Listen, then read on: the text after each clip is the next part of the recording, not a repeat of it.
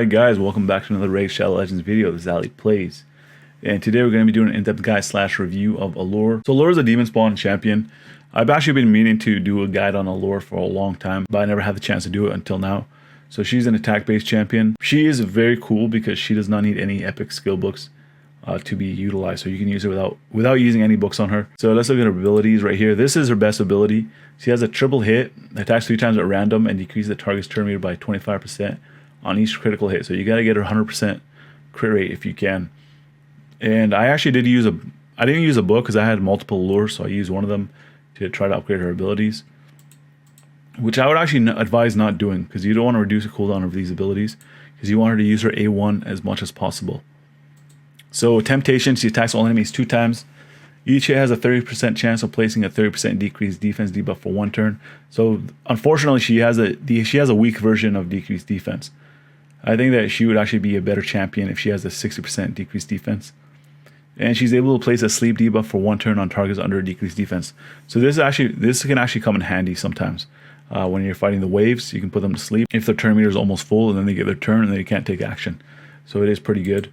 Hellish Blaze attacks one enemy, has an extra 30% chance of inflicting a critical hit. Will ignore 50% of the target's defense. So we might as well talk about our last ability, increase ally accuracy and faction crits by 50. So the thing about ALURE is I actually don't build her to do a lot of damage. Even if I try to build her to do a lot of damage, she doesn't. Because you do need a lot of accuracy on her. Let's take a look how I built her. So I'd build her 2 sets of crit rate and 1 broken set. So the substats I was looking for were accuracy, speed, crit rate. That's the primary ones. And you actually want her to be a little bit durable, so if you can get some durability on her, that would be good.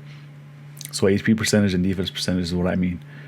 So people mostly use ALURE for dungeons. So that is the best way to utilize this champion.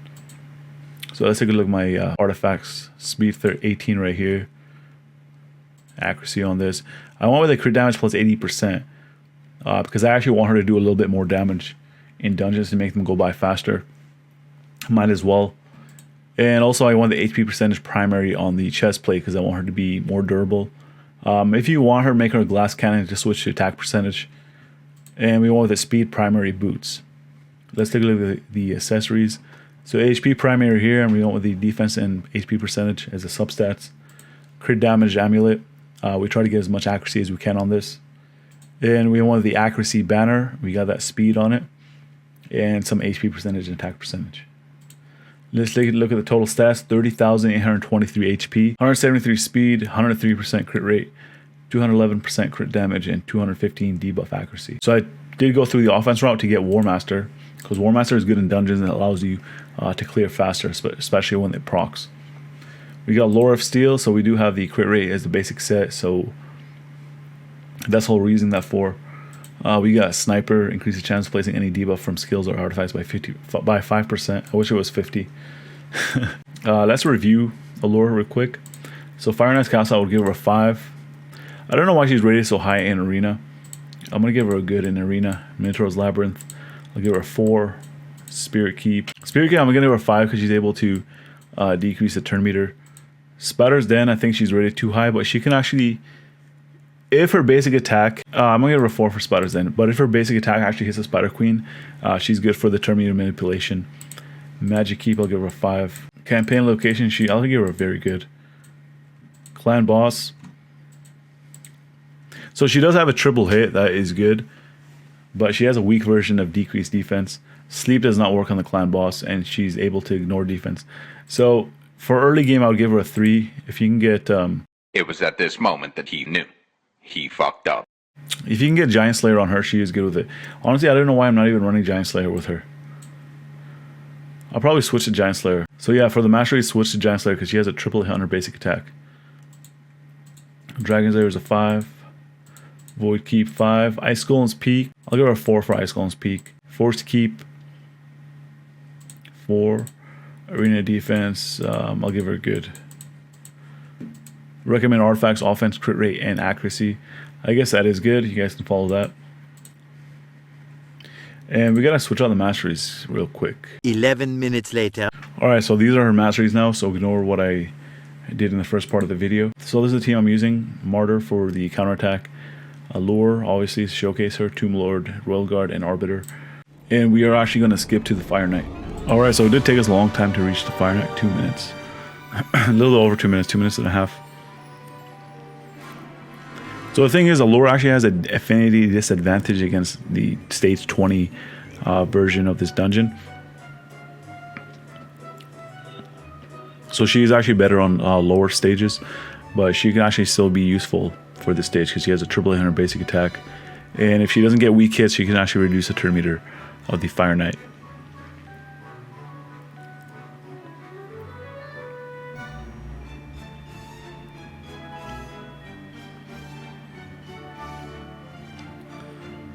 There we go. So she fully reduces turn meter. And that's with her basic attack, so that's why it's crazy.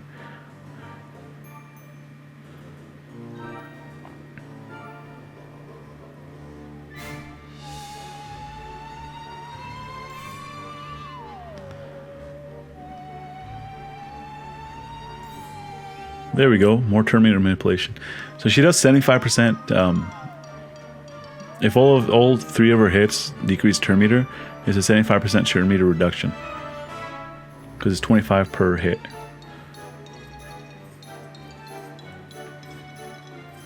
So she does make the runs easier because the Fire Knight does not take turns, so he's not wasting your time.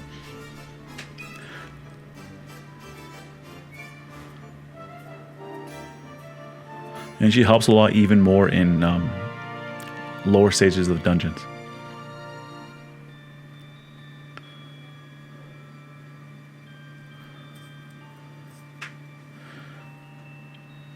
So that's also an issue with Royal Guard as well, because he is magic affinity.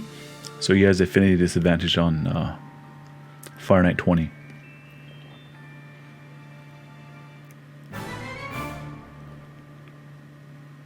And that's why you don't want to decrease the cooldowns of her A2 and her A3 for Allure, so she uses her basic attack more often. So yeah, that's it. So it was 4 minutes 31 seconds. She did 529,000 damage. So not too bad, I guess that is average. So Dragon's Lair 20, and we are going to use this team.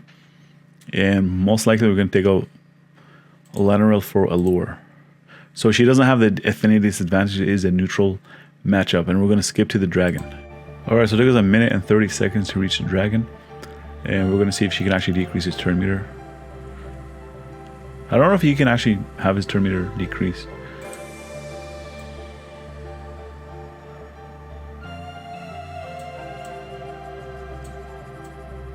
I'm pretty sure he does. Yeah, it doesn't say that he can't have his turn meter decreased. So I guess it just didn't work.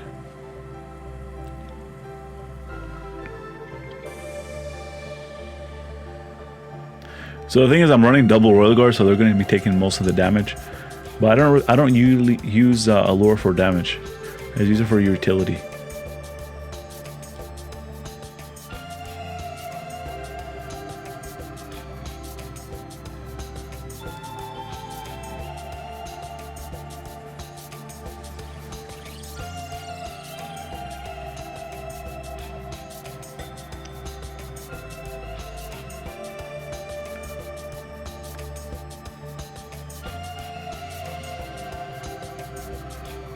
I don't know if we're going to make it. No, we didn't make it.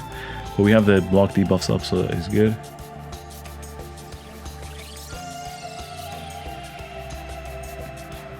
Two minutes 51 seconds. That is good. Even though I usually do less than 2 minutes. Well, around 2 minutes. So she did make my time longer. She did average amount of damage, but again, she's here for utility. So that's all the plays I'm going to show Allure.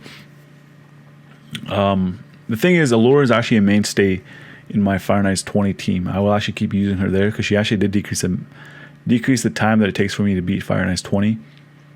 So if you are having trouble with Fire Knight's 20, consider working on Allure. And she doesn't need any skill books, so you have nothing to lose. So if you guys found this video helpful or entertaining in any way, make sure you guys drop a like. If you guys are new to the channel and you'd like to see, then consider subscribing. I make great content. And as always, I want to thank you guys for watching. I'll see you guys in the next video.